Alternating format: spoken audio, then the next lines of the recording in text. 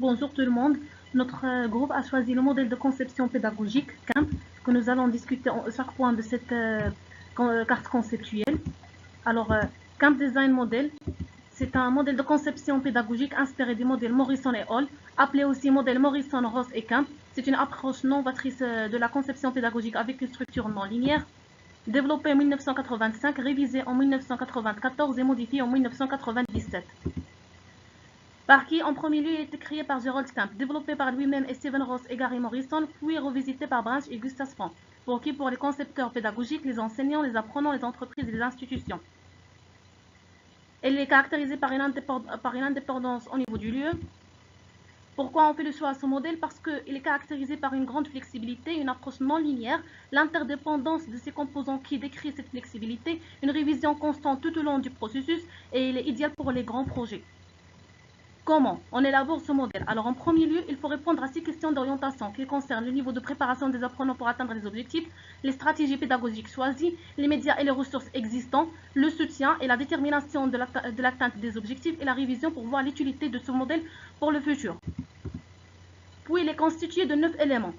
Premièrement, le problème d'instruction. Il faut identifier le problème d'enseignement pour déterminer les objectifs du programme que nous allons concevoir, les caractéristiques des apprenants et du public cible, analyser les tâches. C'est l'étape la plus importante du processus de conception. Il faut utiliser cette étape pour comprendre quelles connaissances et quelles procédures nous allons inclure pour l'introduire à l'apprenant. Puis on a, après l'analyse des tâches, la définition des objectifs pédagogiques, le séquencement du contenu avec un séquencement qui est logique, faire le choix des stratégies d'enseignement. Après la stratégie d'enseignement, il faut concevoir le message, planifier et concevoir ce message d'instruction et décider comment il doit être transmis. Puis la livraison pédagogique, c'est la conception et le sélectionnement des ressources du matériel que nous allons appuyer pour les activités d'enseignement et l'instrument d'évaluation, c'est-à-dire développer des instruments d'évaluation qui sont utiles pour évaluer le modèle et évaluer la maîtrise des objectifs d'apprentissage pour les apprenants, à la fois sommatifs et formatifs.